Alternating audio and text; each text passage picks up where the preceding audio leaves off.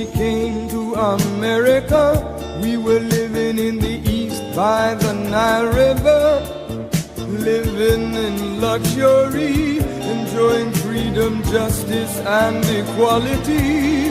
We wore silken robes and slippers of gold. We were the wealthiest and the wisest people, I'm told. Now we are the poorest of the poor. Nobody wants us at their door.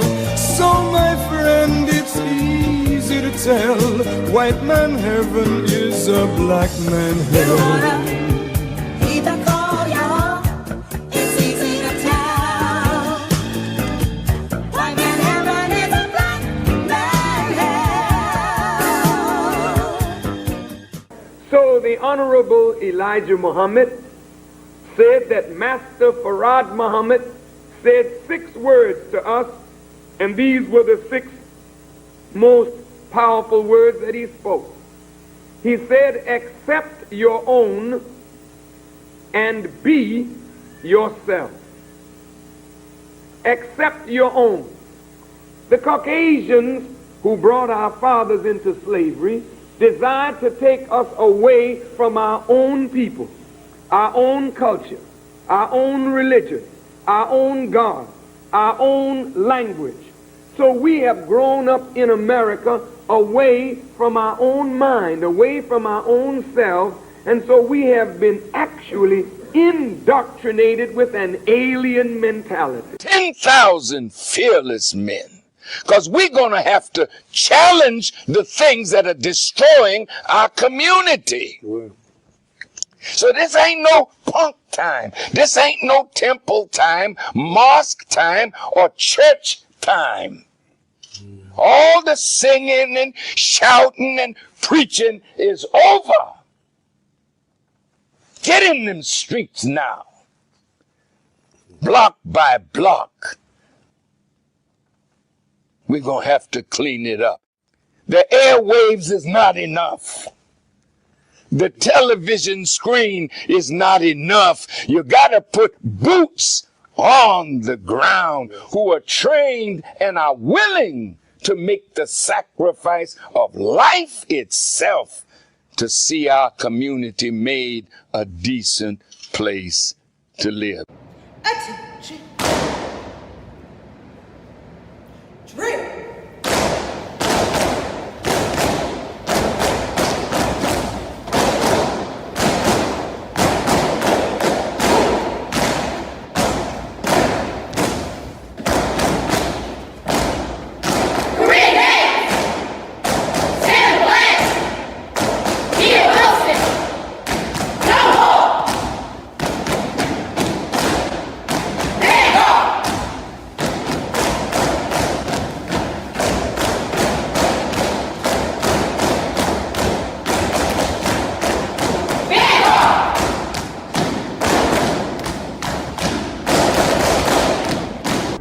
Soldiering is a part of the Nation of Islam, and it readies all of us to obey the commands of God.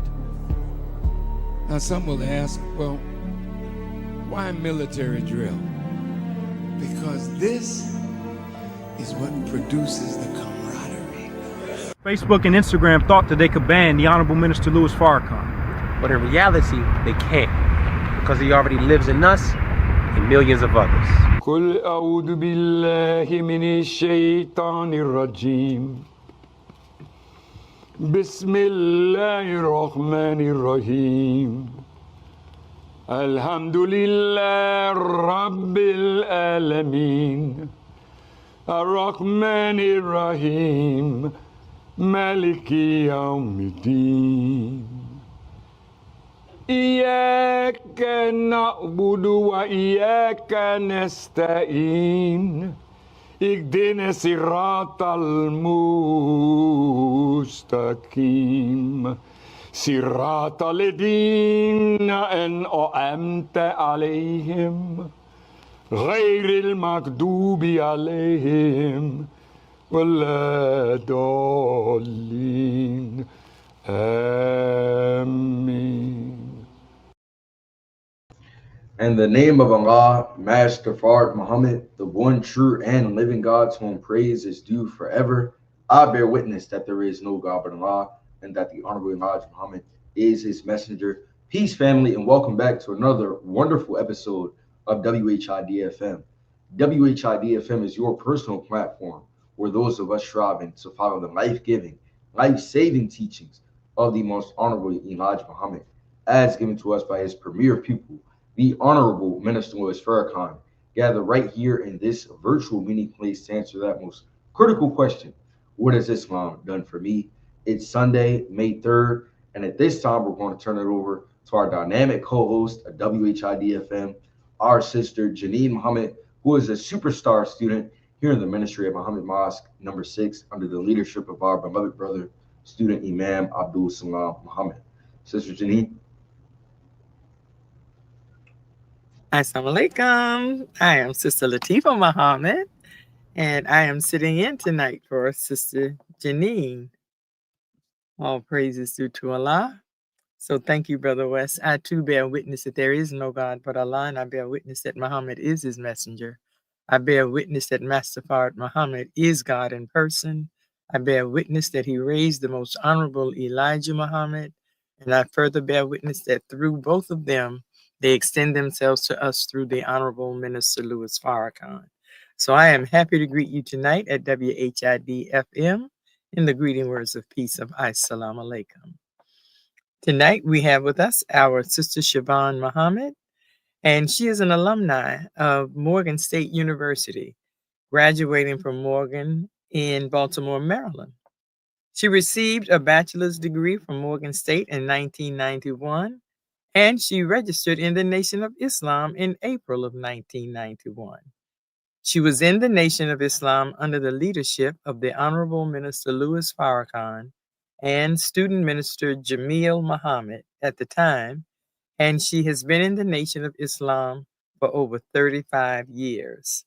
Sister Shavonne later graduated from Agossi University in Tampa Bay, Florida, with a master's degree in clinical mental health counseling. She currently serves as one of the Florida Supreme Court mediators with family courts, and she is a board-licensed clinical counselor and supervisor. She's currently a doctoral candidate attending National Louis University, specializing in counseling education and supervision, and she is slated to graduate with her PhD in psychology this year, 2026. So we are ready to welcome Sister Shavonne Muhammad. Assalamu alaikum. Wa alaikum salam, ma'am. Praise be to Allah. This is a reunion for Sister Shavonne and myself. All praises due to Allah after many, many years. And we thank Allah for our Savior's Day that was in Detroit this year, because we reunited on the home ground in Detroit. So Sister Shavonne, in your bio, you said that you became a registered member of the Nation in 1991. When did you first hear the teachings, and do you remember what the lecture was, where you were, and what actually led to your becoming registered? Well, my Uncle Arlen, he used to be a captain years ago in the Nation. And I just remember being very young and him coming home to my grandma. I was living with my grandmother at the time. My mother was very young when she had me, so my grandmother raised me. And he used to come in periodically and put those tapes in with the Honorable Minister Farrakhan. And I was 8 years old at the time, and I remember sitting on the bed, sitting with my legs folded and listening to him say what he said. And, we were very steeped in Christianity. And when he came in teaching the teachings of the Honorable Elijah Muhammad and Honorable Minister Louis Farrakhan, I remember feeling, wow, this is scary, right? Because I never heard anything like that before. But when he put the minister's tapes in every Sunday, every Saturday, or whenever it is that he did it. I was just so intrigued at 8 years old, hearing the teachings of the Honorable Elijah Muhammad. And it was very inspiring. And I knew that this is where I was going to be. This is where I wanted to be. And I remember at 12 years old, just challenging. We used to go to, I grew up going to Catholic schools, and just challenge them and ask them questions about the white angels and why none of the prophets were seen as white and things like that. So I had heard enough at 12 years old to challenge that. So from then, just going through the motions, and then later on,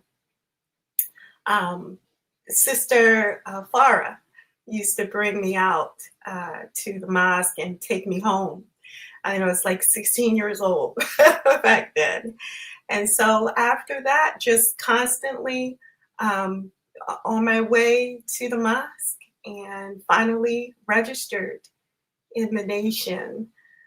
So it's been a journey for me. Definitely, I heard the teachings, I would say, a larger amount of my life than I've lived, I was just really, really young when I first heard the teachings. All praise is due to Allah. Can you describe your role for us as a court mediator? And what has been some of the most challenging experiences, and what has been most rewarding in the field? Well, generally what I handle in mediation is child custody issues, as well as mediating divorces and finding out what the issues and concerns are, and negotiating outcomes with regard to divorces, and trying to make them a little bit less confusing for people. And then it's just writing up that agreement and sending it to the courts. Okay. So in your experience, especially in the court system, custody, mental health counseling, how has being an MGT supported you in being successful in those roles? Well, I would say that being an MGT is just everything. There are particular thought patterns that we acquire, I believe, as Muslims in the Nation of Islam. We have thought patterns and order of thought that I don't believe anybody else has, not to the extent that we do, being under these teachings. So it helps me, being in the teachings, to have clarity and to go to the root of what the issues are, and also to be compassionate and empathetic towards individuals on both sides.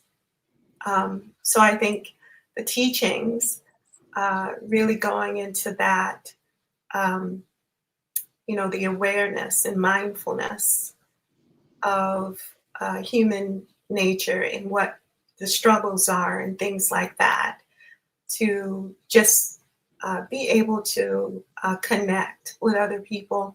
The teachings are very instrumental in that. Praise be to Allah.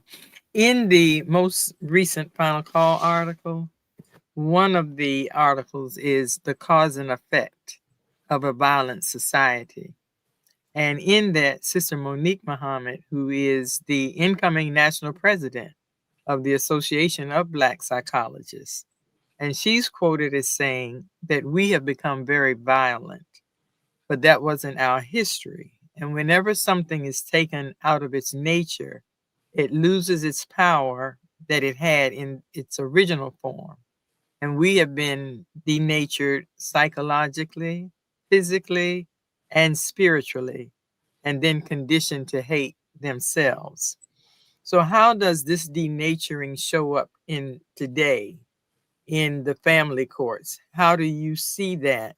And what are some things that we can look out for in our homes and in our families that we may need to say, I need to go into counseling. I need to get my children into counseling. Our community needs something. How does that play out for you, seeing it from the inside? I think it's important to go to the root of things, to just dig into the root, the transgenerational and transcultural entrainments and conditionings that have things be as they are. And looking all the way back and dealing with why things were created as they are in terms of our constructs and understandings of each other, our constructs and understandings of our place in the world, and being able to go back and understand that these things were entrained in us for a reason, right? So I think digging up the root, right, to understand why things are as they are today is very, very important, because there are people who benefit, they're privileged because of the way that we think, right? We uphold those ideas and constructs that keep us down, that keep us oppressed, because we tend to not know any other way. So we cling to those ideas and constructs that keep us separated and divided. And because we have thought patterns that are cyclical, like these thoughts come up for us as this is all we know how to think. These are all the only ways that we've learned over time to see life, to see each other, to see our place in the world, that these things kind of show up periodically because if we don't have any other point of reference. So when it comes to patterns of violence, you're talking about patterns that are societal, from the larger society that kind of trickle down into the family development. So we know on a larger sense that America is the most violent culture or a violent society on the planet. So we realize that. And the violence starts at the root of our consciousness, where we are actually thinking in terms of violence with the way that we speak to each other, the language that we use, right? The constructs that we understand to be so, right? And a lot of times we're not aware that some of the verbiage that we use, such as calling ourselves niggers or Negro, or, those are things that tap into a lack of human value within us, that often, even in consciousness, we pull up those constructs of dehumanization to refer to a brother and sister, right? Which awakens, right? An idea of objectification and dehumanization in our brothers and sisters. So we get to treat them. So it's a basis of abuse, right? So when we start to fragment ourselves out from our humanity and we start to separate the mind from the body, from the spirit, right? So we can only be physical. We can only be a nigger or negro. Then what are the other parts of ourselves that, that is not defined by that word nigger and negro, right? So it's easy to squish somebody like a, cockroach when, you only see them as having less feelings or less thinking, or they feel less or they think less, and they're not quite all human, right? So that's the basis for the abuse that we see in the family and in our society in general. The second that we parse people out that way, that's where it comes from.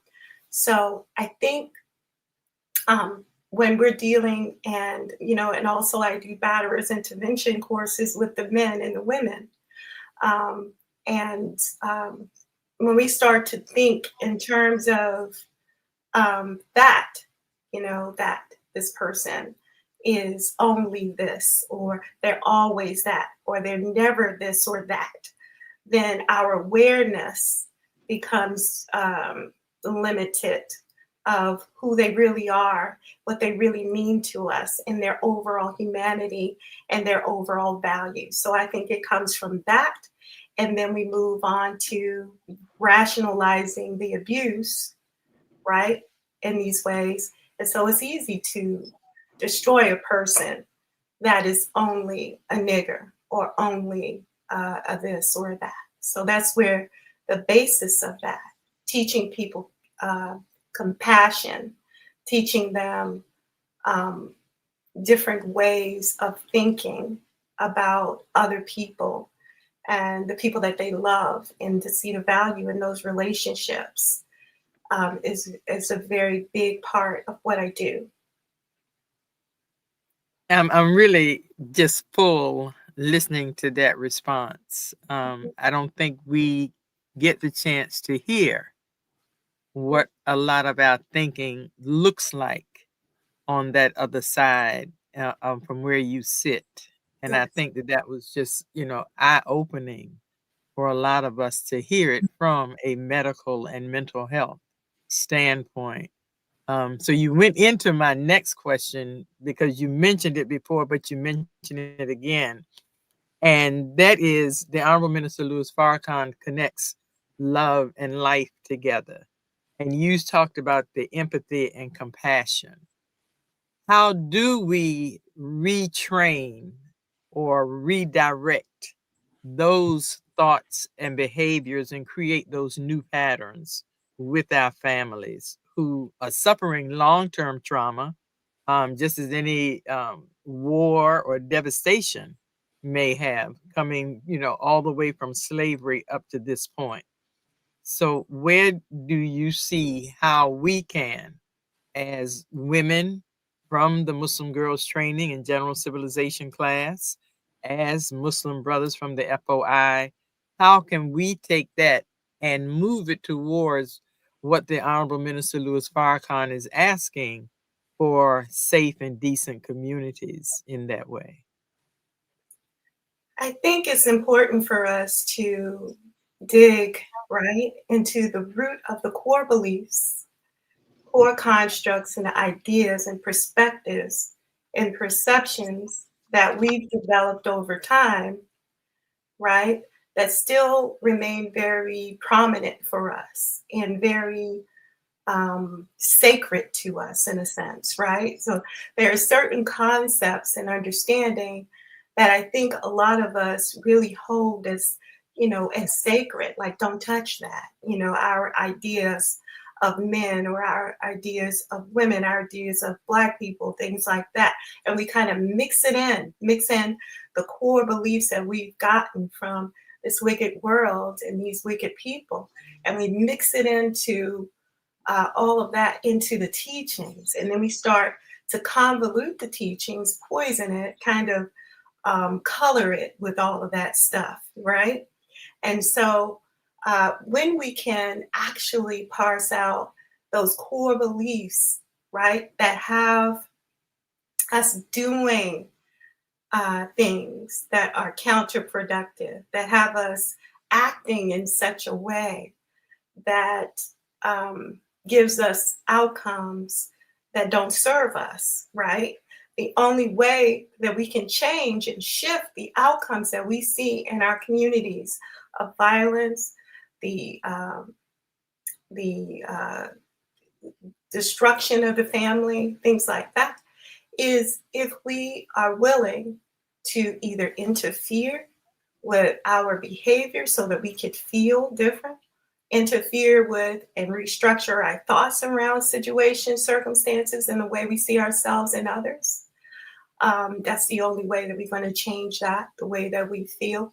But we have to make a concerted effort to reverse the thought patterns, to reverse that means that we need to be mindful of what we are saying. We can interfere with the words on the way out, right? As the words are exiting us, we can shift those words, change them, right? We can make on purpose, right? We can make a decision to be on our way to doing something and stop ourselves, right? We can also make a decision to ask ourselves questions like, what evidence do I have that this person's always now, this person is a nigger, or this person is this, or this person is that, or, what evidence do I have? What evidence do I have of the contrary to that? How can I see my brother and sister differently? What are some times when I didn't see them that way, for example, right? So it's very important for us to restructure our thoughts, because it's our core beliefs and our constructs that manifest, right? That help manifest the active behavior that lead us to the communities that we have, right? And the actions that we have, that outcomes that we don't want. If we want to change the outcomes, then we have to change, right, our awareness of what we received as real or true, and be able to restructure those things and hold those negative thoughts for long enough, right, so that we can get time to restructure those ideas, right, and not impulsively act on them. And so the more we do that, right, the more we hold those negative thoughts and feelings, and don't express them and don't act out on them, the more time that we have to reconsider, so that the active energy, or the active parts or behaviors will not be the same, and we will not get the same outcomes. So we have to address the core beliefs and constructs that has us acting out the way that we do, that's harming our communities. Praise be to Allah. Thank you. Another article from the final call ties into something you were saying just now in terms of how we see ourselves. And oftentimes we see ourselves through the interpretation and through the intentional effort of our enemies, and we buy into those images. So based on the article in the final call, school discipline policies continue pushing Black children out of school. The Honorable Minister Louis Farrakhan spoke in 2018 at the Holy Day of Atonement, and he said, not only are our Black children being taught incorrectly, but too often through school discipline policies, they're disproportionately pushed out of school itself and into the jailhouse in what is known as the school to prison pipeline. So how often do you see this trend in your work? And how do you think that we can help our parents, our youth, and school personnel to know that many of the problems that we see aren't really rooted in our children being a problem, but because perception has played over, and when an incident happens, then it becomes escalated by perceptions and end up sending our children into the court system. So we have to look at the social engineering, the technological addictions, the racial weaponizations, and begin to look at mental health interventions and not just penal punishment. So how can we help in that process, especially when it comes school and then the adjudication, and the next thing you know, we have our youth bound into jail and prison houses? How are you able to help get them to see sometimes that it's not our children?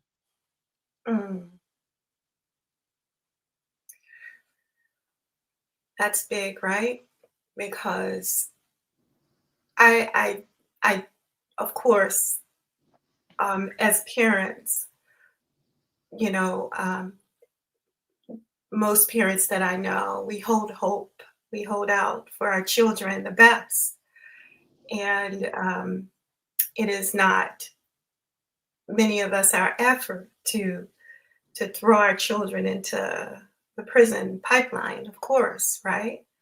Because then we have the influence of a lack of history and awareness of value, right? So we may not be consciously teaching our children of the value of our people and not giving them the history that they need, which is the basis, right? And so when constantly hearing those negative things over and over again, they're trained to believe that they're nothing and that their lives are worthless if they can't do football or whatever it is, or whatever ideas are being peddled off to them and everything. So their awareness of themselves is off, right?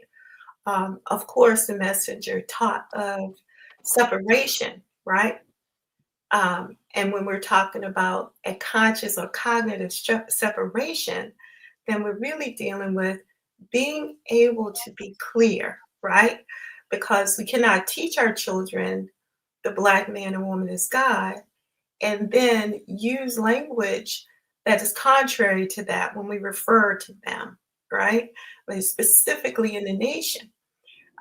When we are referring to our children and our children hear us speaking in anger about each other, that we're using the same language that the devil uses, that we are allowing for that to re-enter our conscious mind, our subconscious mind, and then we're infecting our children with that as well.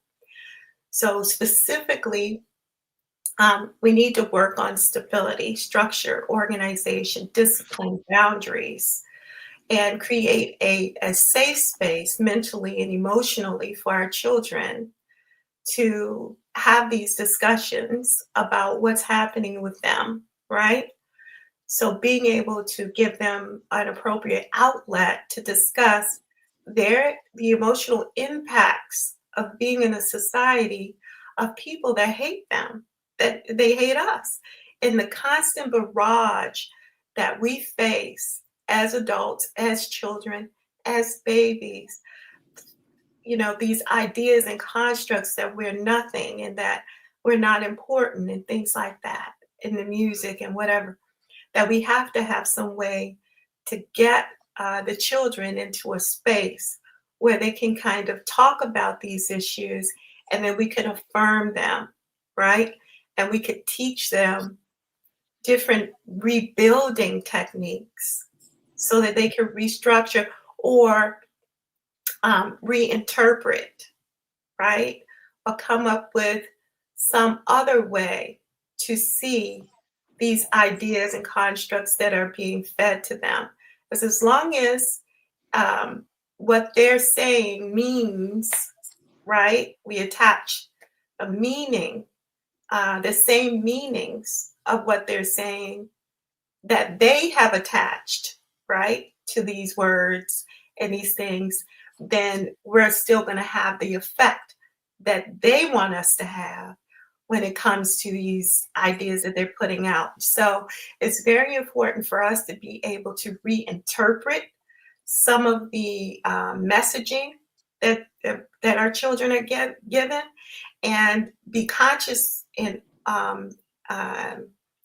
intentional with shifting the interpretation of these things to our children.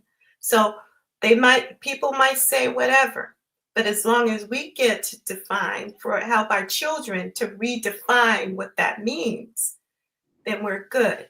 But if we're allowing things to just go as, you know, as normal and just keep on, you know, flowing, and we're not challenging any of it, we're not helping them to change the meaning, to change the story or the narrative, right? Then it's just going to be what the white people said it to be, that we're nothing, right? So we have to take charge of the narrative and not jump into the narrative using the white man's terms, the white woman's terms for us, but we're able to use some different terminology. We're able to give them a different way to see what's happening in the world around them, so that then we could get the outcome, right? Which is a positive self-identity, right? But until we take hold of that on purpose and intentionally, it's going to be what they want it to be, right? Not what Allah wants it to be, not what we want it to be. Because until we can take charge of the narrative of our lives and who we are, we're going to continue to be what they want us to be. Because now they're in charge of the narrative and the interpretation of what is said and done. Praise be to Allah. Thank you for that. That was a full answer. One of the things I heard you saying there also was having appropriate outlets. And I know that that's something that's stressed towards the end of the Torchlight when the Honorable Minister Louis Farrakhan gives us 8 steps for self-care. So just listening to you and listening to the gravity of what you deal with, what are your outlets as a Muslim woman? What do you do as outlets that build, Sister Shavonne? I absolutely love that question because in reality, I have a private practice, and then I also do contracts for people that I do individual therapy for people with autism and a range of, anxiety, whatever it is. And so just, getting my my business, oh my God, just it's a lot, so positive outlets. I love jewelry making. I love that. I love nature. I like going on nature walks, and I love reading, right? Also, just meditation, things like that. All of those things are my positive outlets. And I affirm myself as much as I possibly can. And I love solitude and quiet and things like that. And that's always a wonderful thing for me. And of course, prayer and really listening to good music is always good.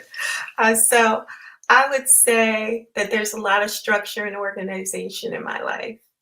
And there's a lot of it that creates levels of stability. I have created discipline and boundaries that are not too rigid, but give myself compassion and kindness, right? So I'm not too hard on myself. Also, I have like stable rituals and routines, and I try to make sure that things are rather predictable and where I can, and be able to be as flexible as I possibly can, right? To create that normalcy in my life. And I like to laugh a lot. And I love leaning into people and just helping them and listen to what their soul is speaking back to my soul, right? And just kind of, I just see it as a reflective kind of thing, like, to just be fully present and to be present for people and just be fully present without any background narrative, and just that feeds my soul as well, right? Because I can just feel the connectedness that I have spiritually and energetically as a being, as just a energetic being in that moment, not just physical. Listening to your words, I remember the music in you. I remember the nature in you, the meditation. And so I'm glad to hear that those have been staples in your life. So praise be to Allah for that. Yeah. Again, I'm going to talk about being an MGT. 7 Yeah. units. What's your favorite? What do you get into the most?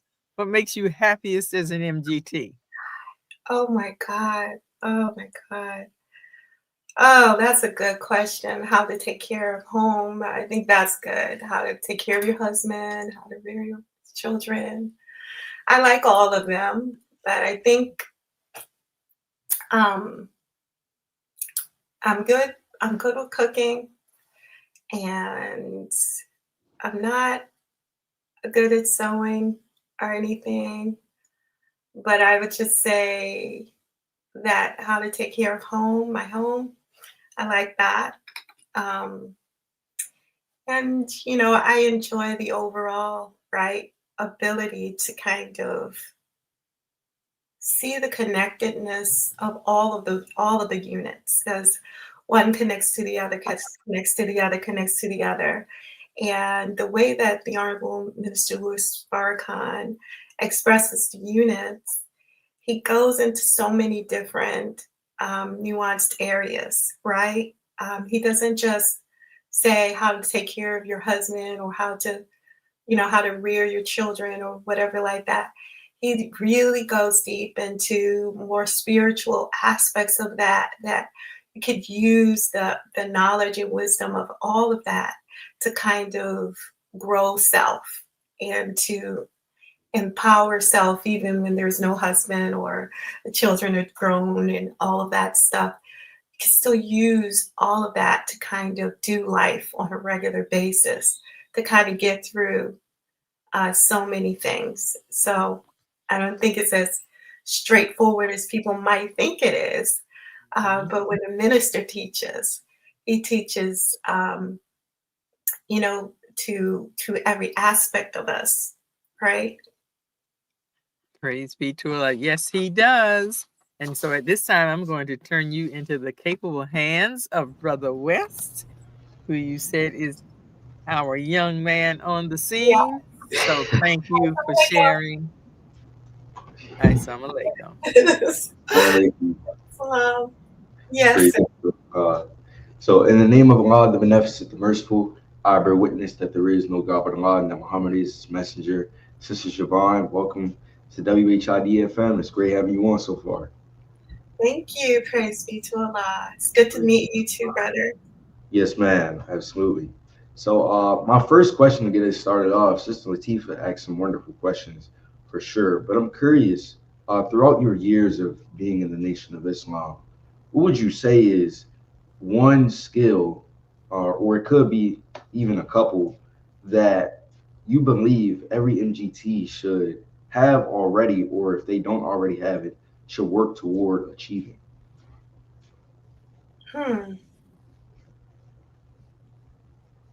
That's a great question in terms of skills. But I would say the skill of just fairness and negotiation, the ability to negotiate and to be fair. I would say conflict resolution and understanding that there are nuances to different situations and circumstances. I think it's very important for us to be discerning and to be able to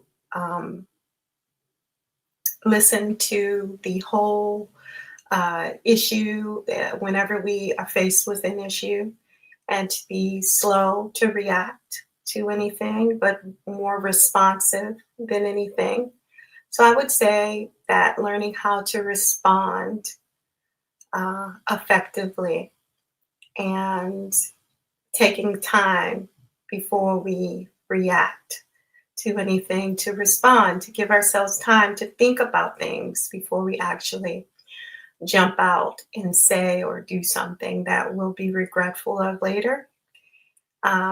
I think the use of I statements are very, very important instead of you statements. And I think in terms of the skills, communication skills are important, as well as organization skills, being able to organize our schedules, making sure that we're getting time for ourselves, the skills of, just pretty much being able to do time management is very important. Resource management is important. Those skills are very pivotal, I think, as MGT. Praise be to Allah. I agree. Both of those are, well, all of those are absolutely vital. Honestly, being in the MGT and FOI as well. So moving on to my next question, throughout the course of being registered in the nation and even just life in general, I think that we meet a lot of people who, give us a lot of great words of advice that we carry on for a long time. So I'm curious, specifically with the Nation of Islam, what would you say is the best piece of advice or word you've been given, while being a registered believer? I would say the minister said that that we should take the truth, from it doesn't matter who it came from or how it was delivered, but we need to consider the truth in what is said and be able to do some true introspecting, to tap into ourselves and our awareness of that truth, and whether even questioning whether it's true or not.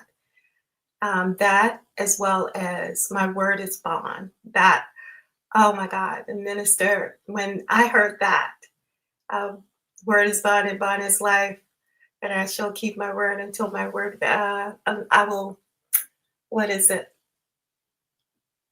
Word is bond is life, and I shall give my life before my word shall fail.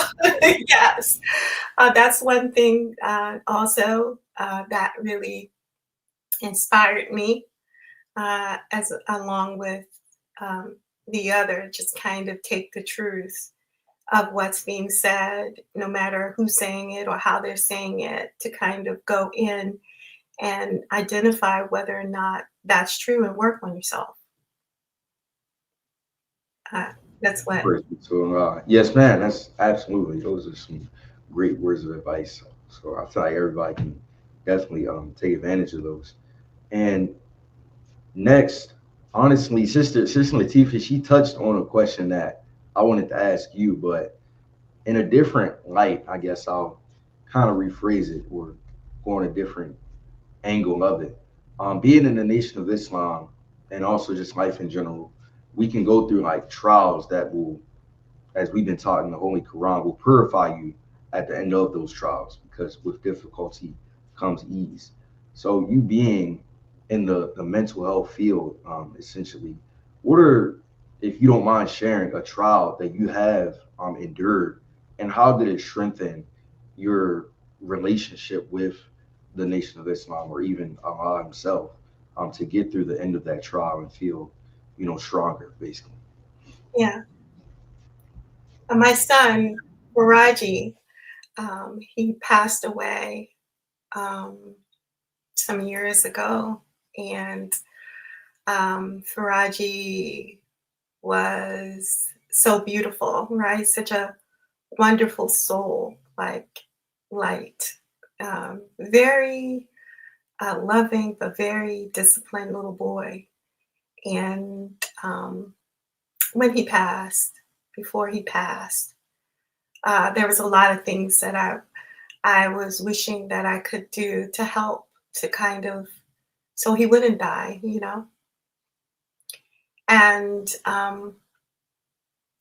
just being in the mosque and the nation, and having the believers there in support.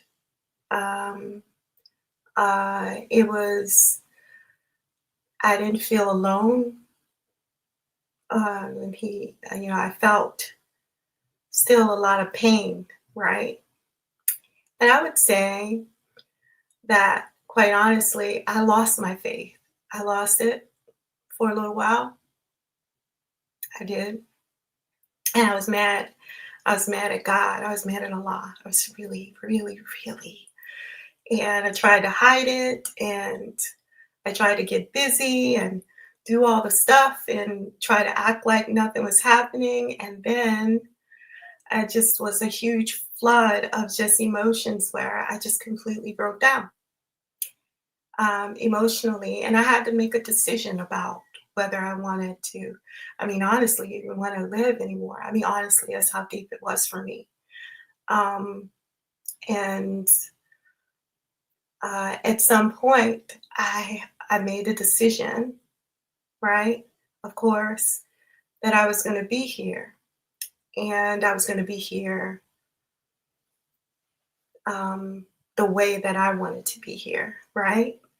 And Allah saw me through all the anger and the bitterness I had, and cleaned me emotionally and mentally of all that heaviness, the heaviness of being a Black woman in America, the heaviness of growing up in a very troubling family with addictions and violence, growing up in Baltimore, Maryland, and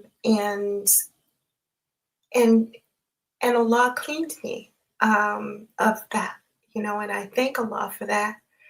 But I had that I could get through this and not die and be able to do something different with life.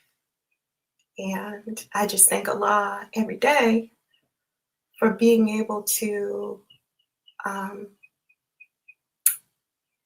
internalize the experience of my son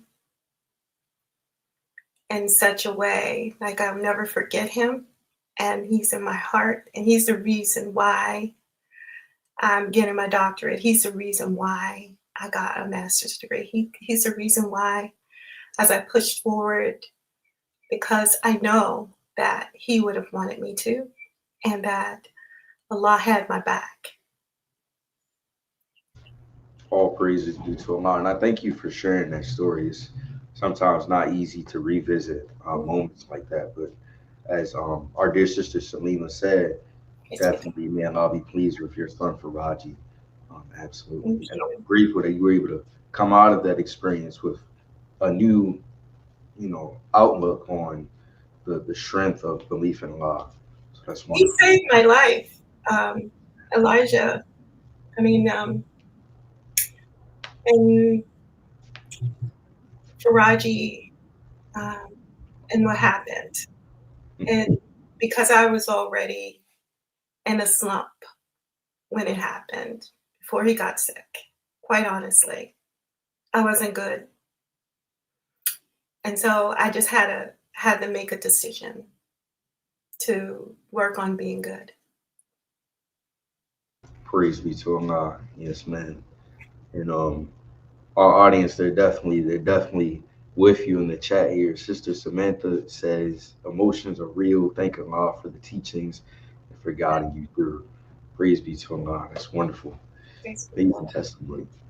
And before I turn it over to Brother Jamal for his questions, he's going to take us further into our program. Family, we just want to remind you that you are tuned in listening to WHID-FM. We thank you for tuning in, because without you, there is no WHID-FM. So if you ever have any suggestions, anyone or anything you'd like to see on our show, please email us at WHID1919@gmail.com. And also, please subscribe to WHID-FM on YouTube and follow us on Facebook if you haven't already. And in recognition of Mother's Day 2026, WHID-FM will not air next week. We will be right back here on May 10th, which is the Sunday after next, May 12th, the Sunday after next, for our dear sister Tyra, I hope I'm pronouncing that correctly, Muhammad from Muhammad Mosque number 2 in Chicago, our headquarters.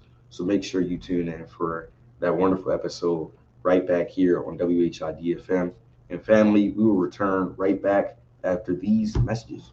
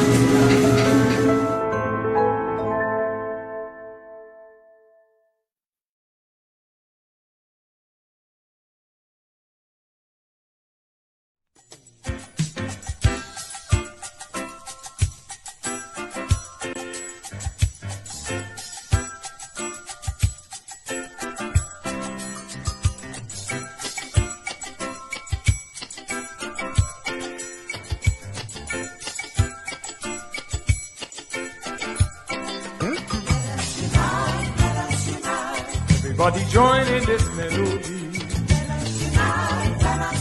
That's the only way we're gonna be free. Everybody singing this sweet refrain. Sing this melody till it gets in your brain. Well, I'm talking to you, Muslim, Christian, and the Hebrew. Anything to do, we got to unite or else we are through. Everybody singing. Assalamu alaikum. This is your brother Shavonne Muhammad, the owner of Supreme Styles Collections, an online haberdashery where we sell accessories, books, body butters, prayer rugs, even supplements. So we have what a man needs spiritually, physically, and mentally. And with our help in making our brothers into a well-made man and presentable to the community and world, just like you put a bow on top of a gift, you can purchase one of my bow ties and pocket squares handmade by me. They are the right size with the 2 dimples, the 3-inch clip, and a 12-inch matching handkerchief. So come on and start a new collection and check out our selection at SupremeStylesCollections.com. That's the new website. And also follow us on Facebook at Supreme Styles Collections. Also follow me on Facebook and Instagram at Shavonne Muhammad. Thank you. Assalamu alaikum.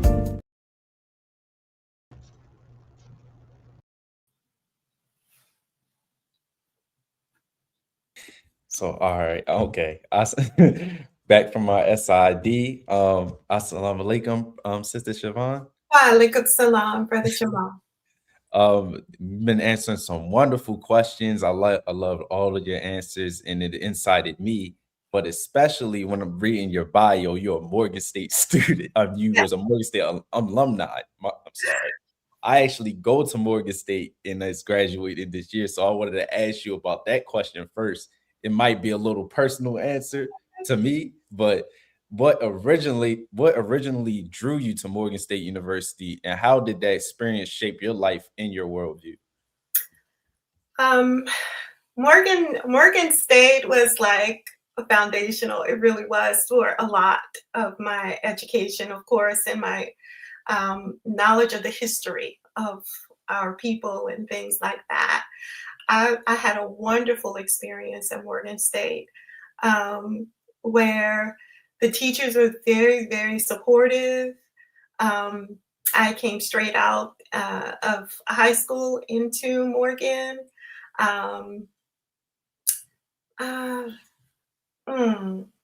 That's not true. I went to Catonsville first. I went to Catonsville, and then I transferred to I transferred from there, and then I went to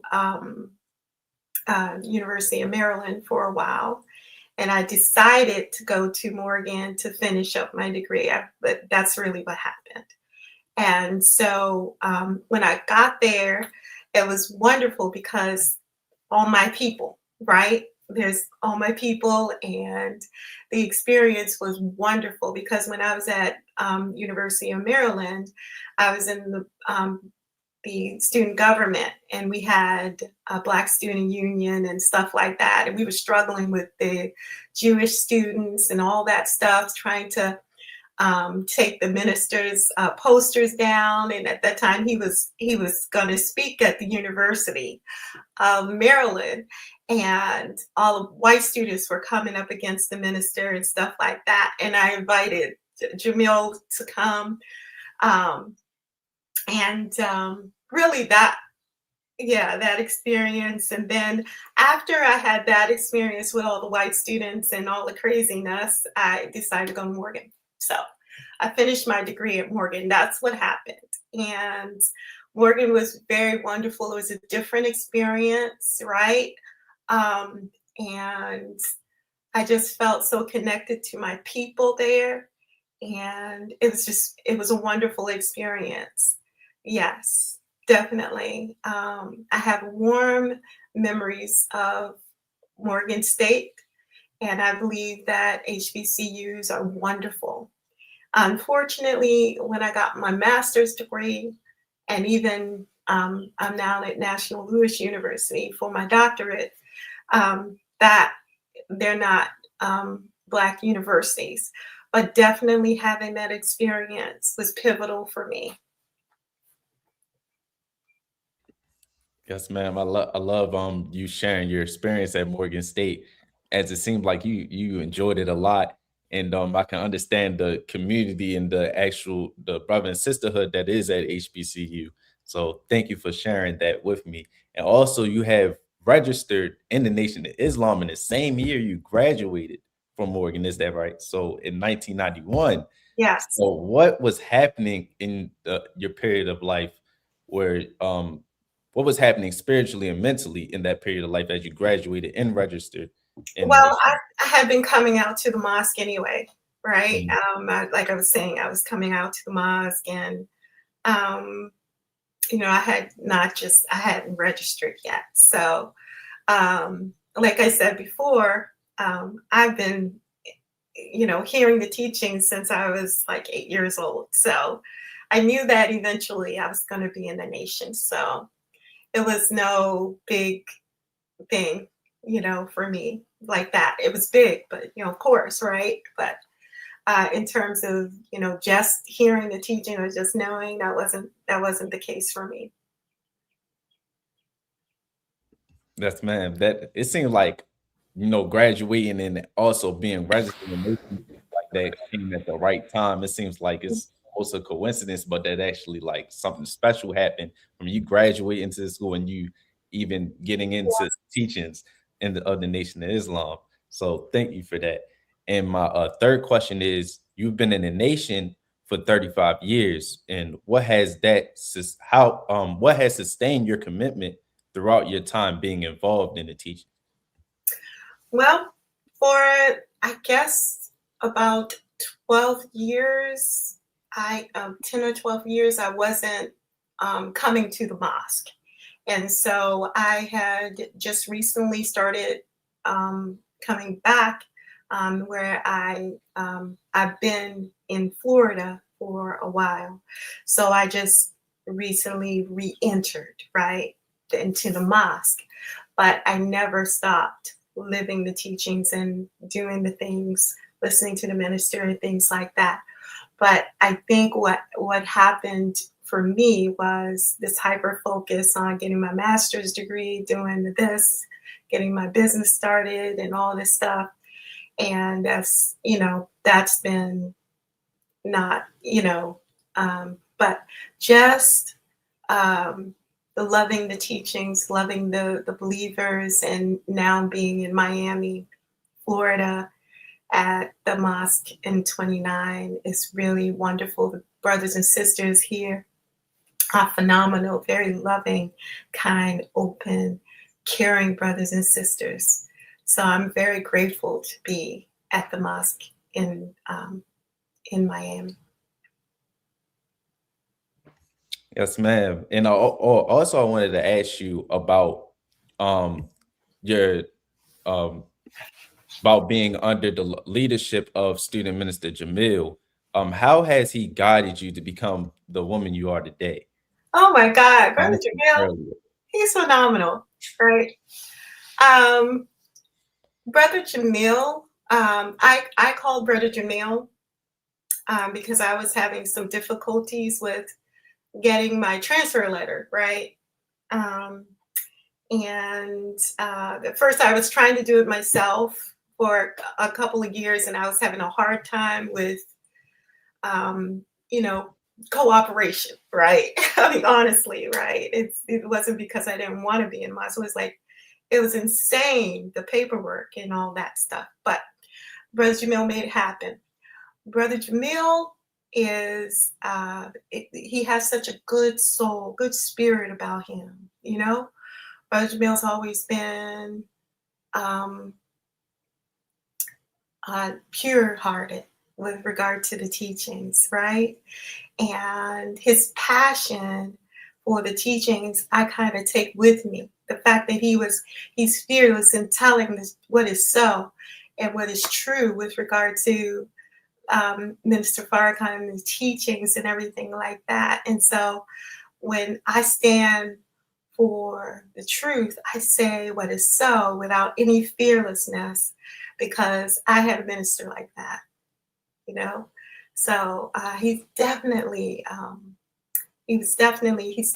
pivotal for me in terms of me being fearless at looking at myself and my weaknesses, my liabilities and assets, and really being able to come down and go down and come back up and have that resiliency that he also has.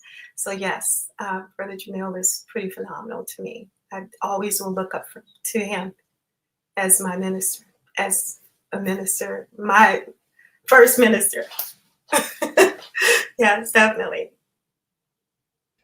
Yes, ma'am. It seemed like he really had a very Yeah. solid impact in your life, and he it seemed like he grew your confidence up, and and helped you have that you know that passion more in the nation, and actually build more of your character up. Yes, ma'am. Yes, definitely. Definitely is a great minister. And he taught me, he taught all of us the history of our people and things like that. A lot of that's not being done a lot in a lot of the, other areas, but he definitely highlighted, that reason why we should have positive self-identity. And as a young person in the nation, I really appreciated him back then and even now. And he showed up for me. I called him because we were fighting for the Honorable Minister Farrakhan on the campus, and he showed up. And I think just feeling that sense of belonging, him, Brother James, Sister Sheila, mashallah, praise, bless her soul. And a lot of other people just showed up when I called, and I felt a part of the nation. And I think was the final straw for me, that I called them and I said, hey, we need your help, over here. And he showed up, and I was just like, wow, thank you. So yeah, that really got me.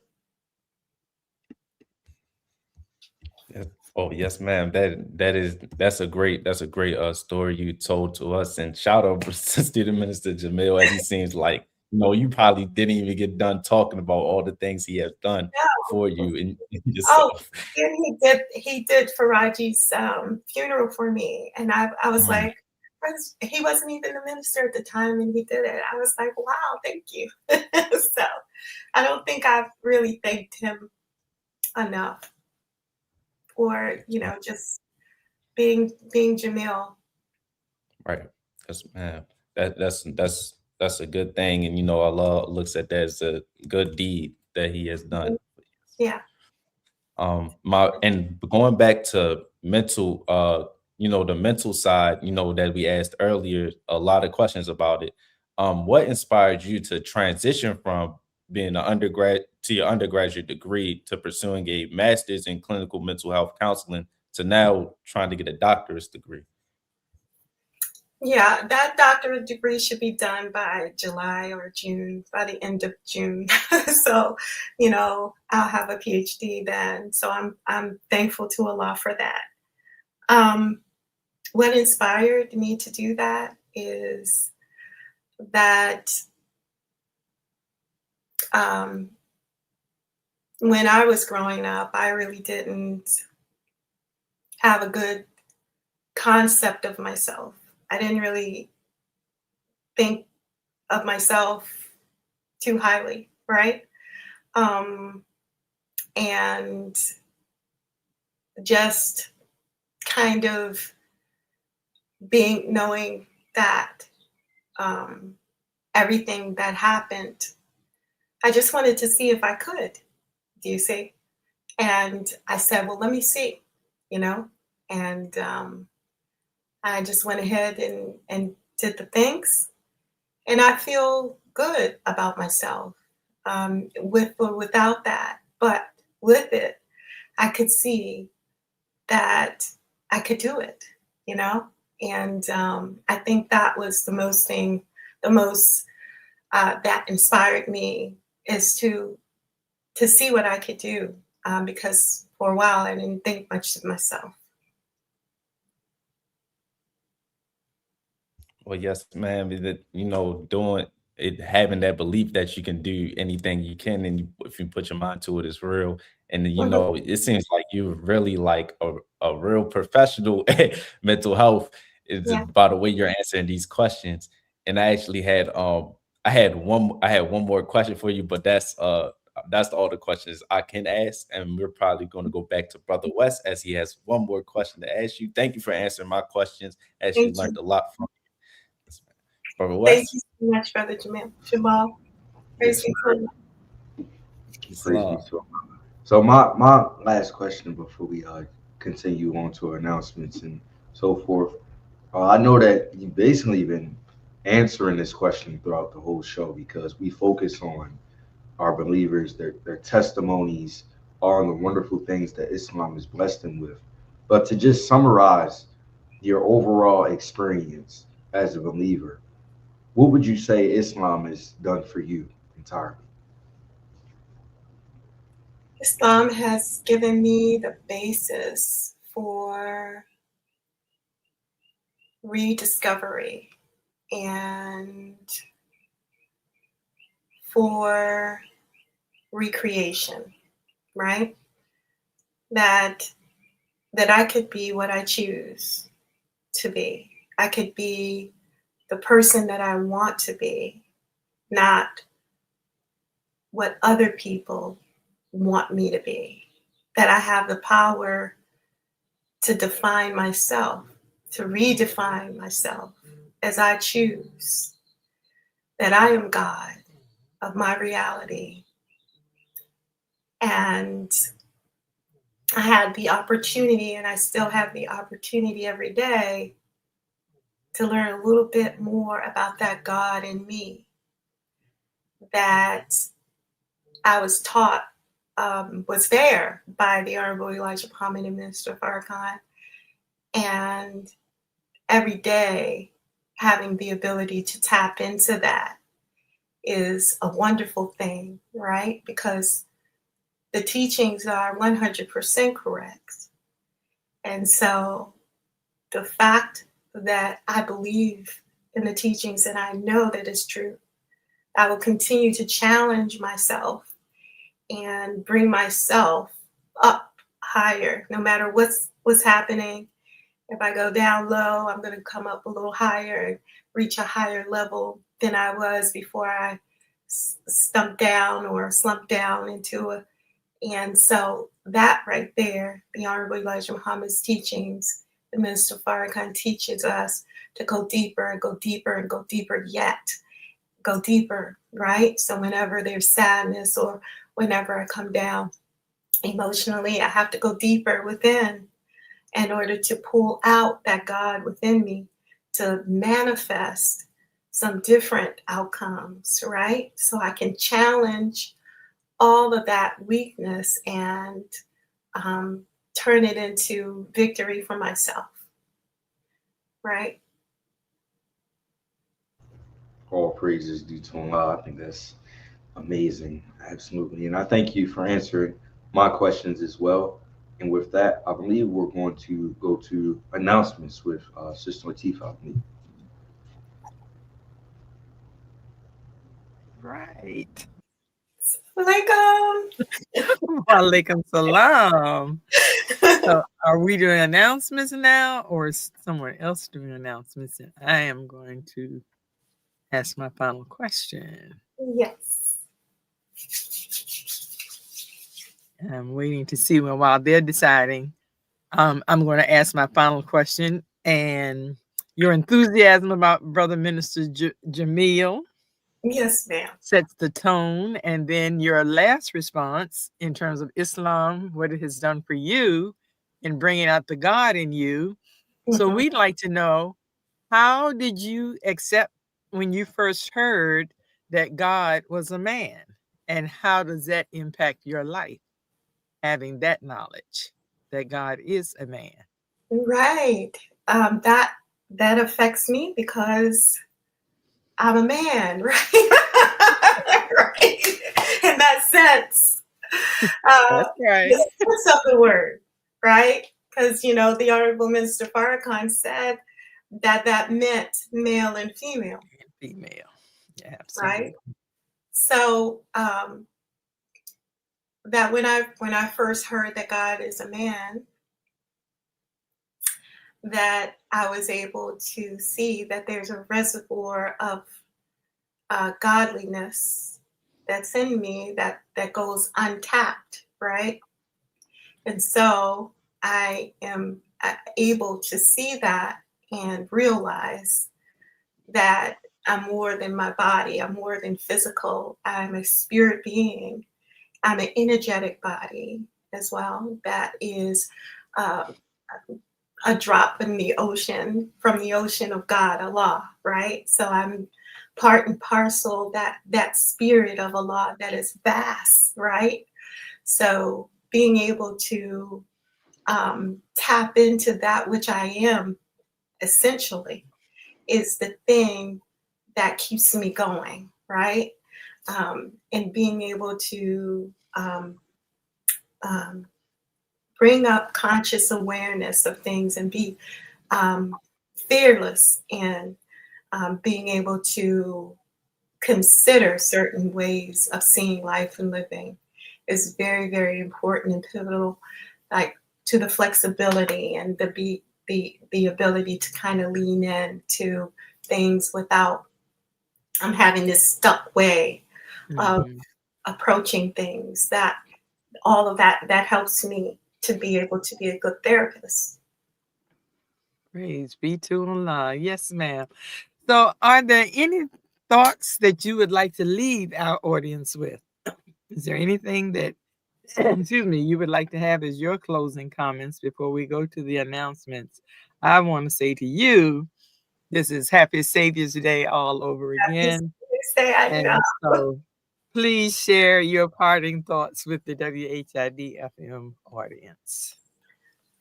My closing thoughts are that I think for us as a people, it's very important for us to acknowledge and be aware of the ways that we're being used and utilized by this beast to continually, right, free them from themselves or free them from their responsibilities.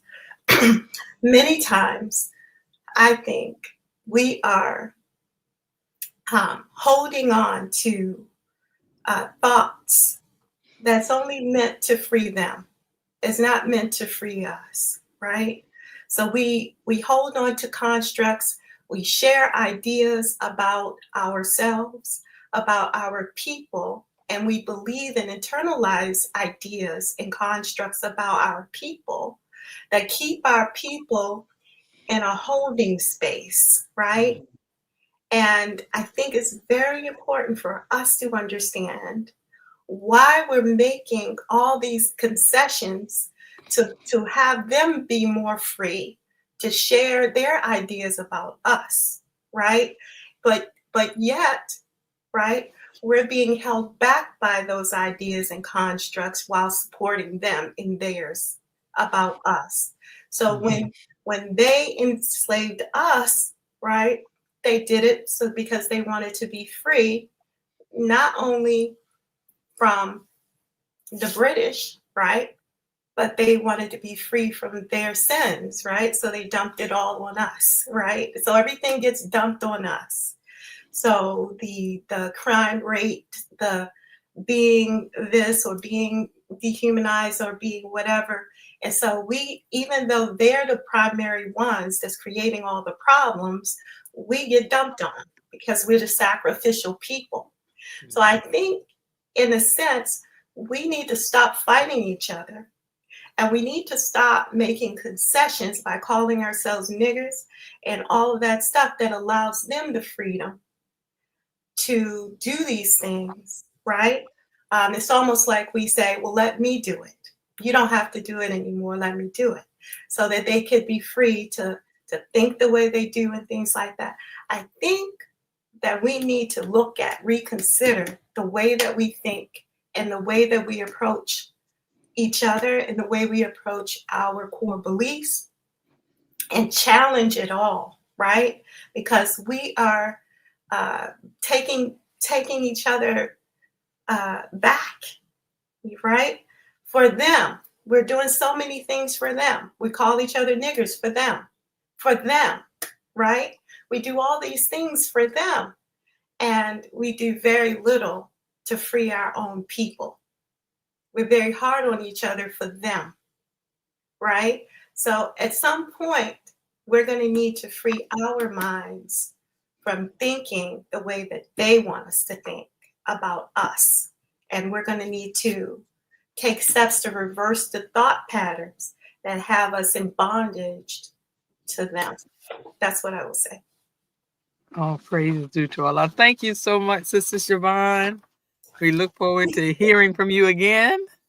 And may Allah bless you with success as you complete your doctorate and continue living your life in Islam.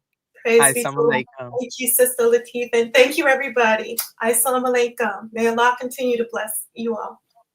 Praise be to Allah. And so now we're ready for our announcements.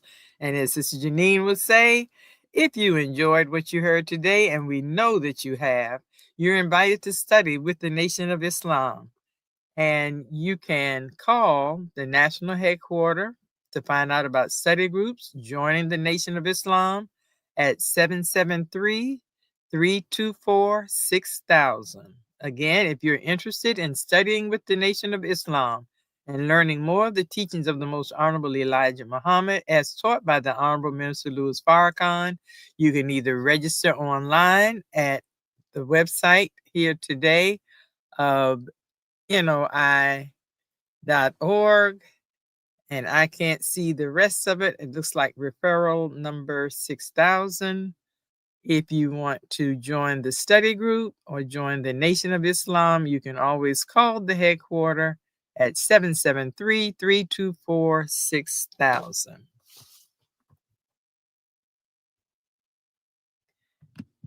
And for that wonderful listening of the Final Call Radio, you can tune in live at finalcall.com and listen to the Honorable Minister Louis Farrakhan, the teachings, the music, good news, clean music, and uplifting words that will take you through the day and night at Final Call Radio at finalcall.com.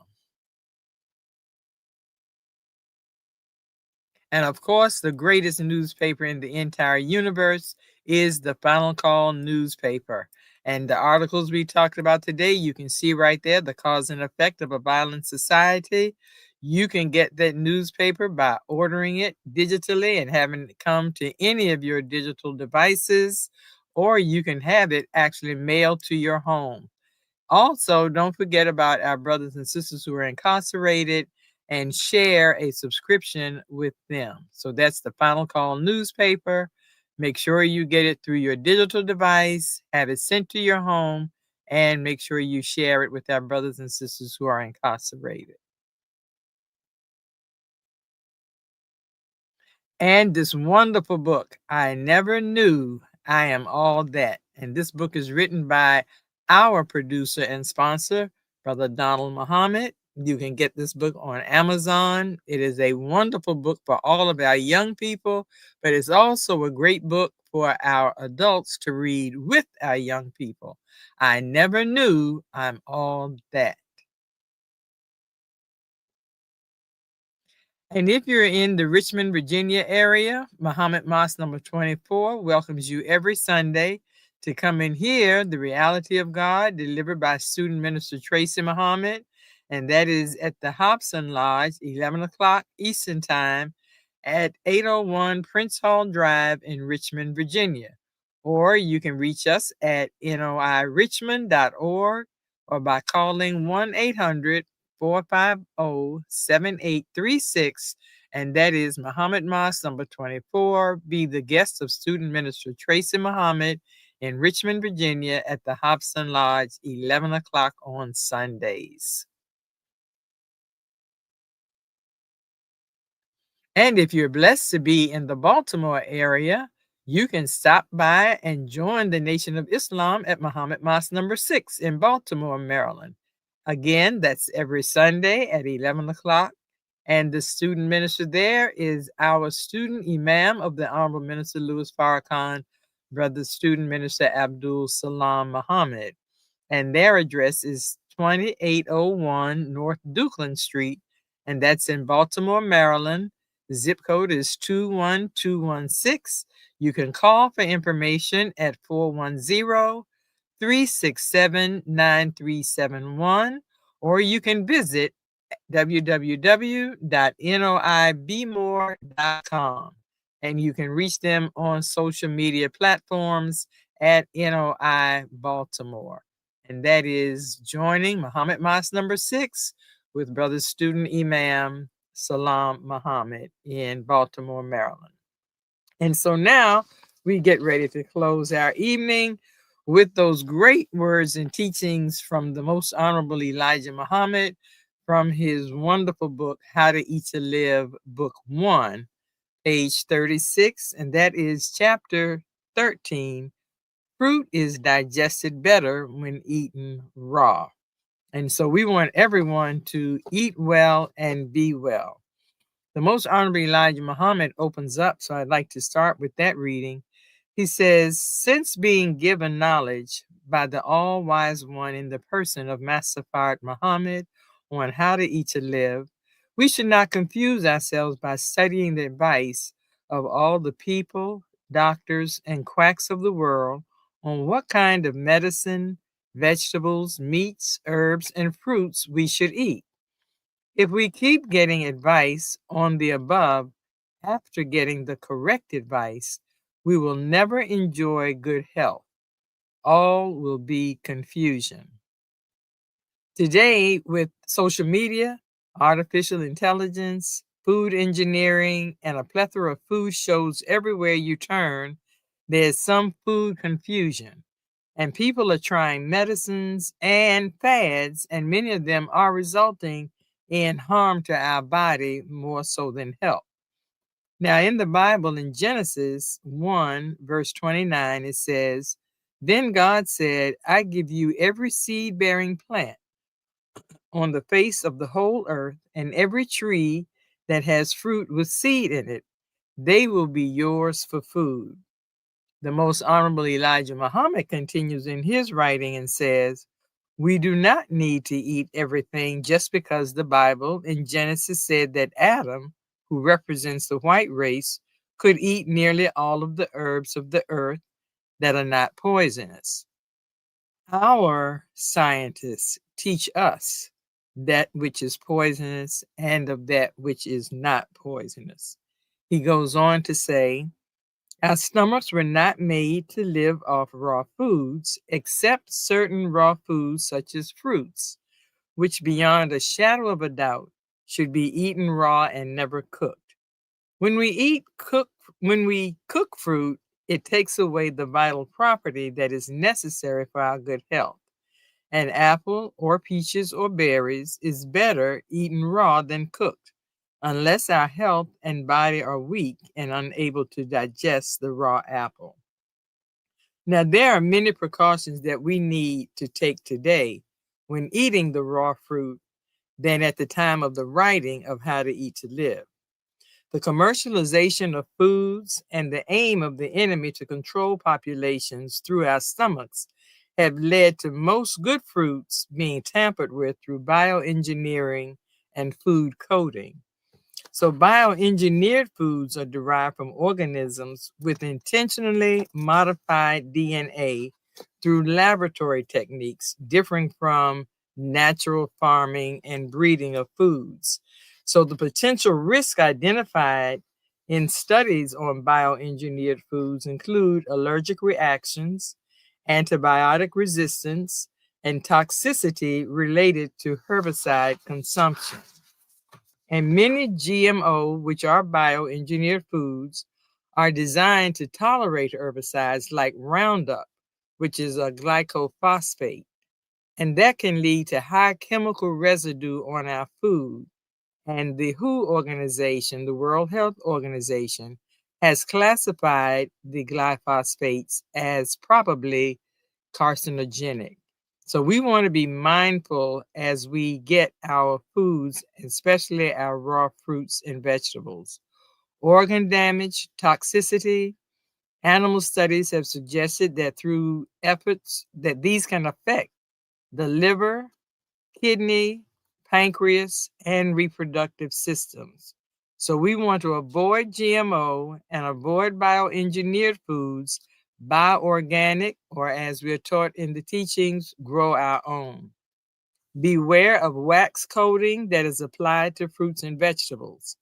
Common edible coatings include natural waxes like shellac that we put on furniture, carnauba oils that we put on our shoes and cars, as well as petroleum-based waxes.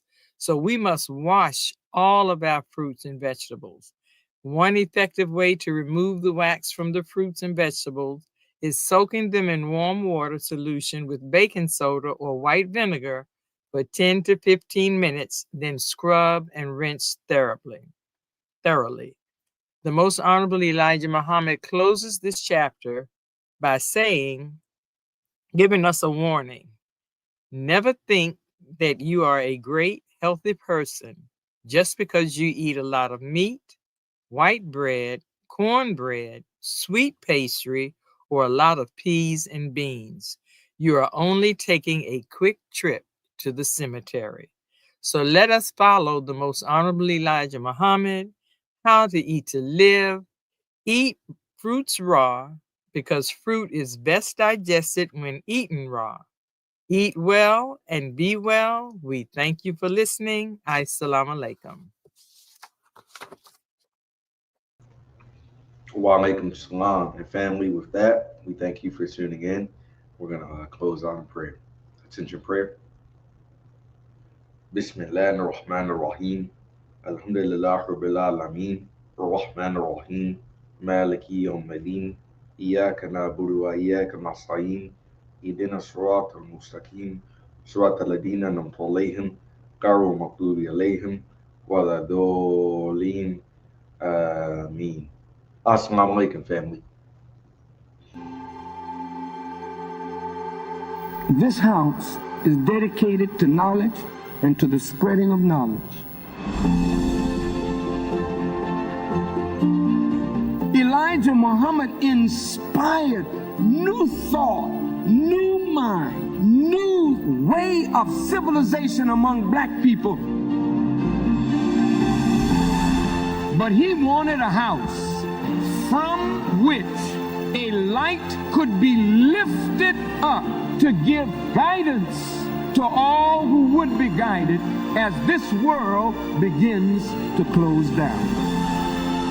this national center for the re-education and retraining of the black man and woman, but for the totality of the human family of our planet. I named this mosque after the only woman that the Quran names a chapter after, the mother of Jesus, Maryam. All human beings need to be re-educated. That is the purpose of the National Center.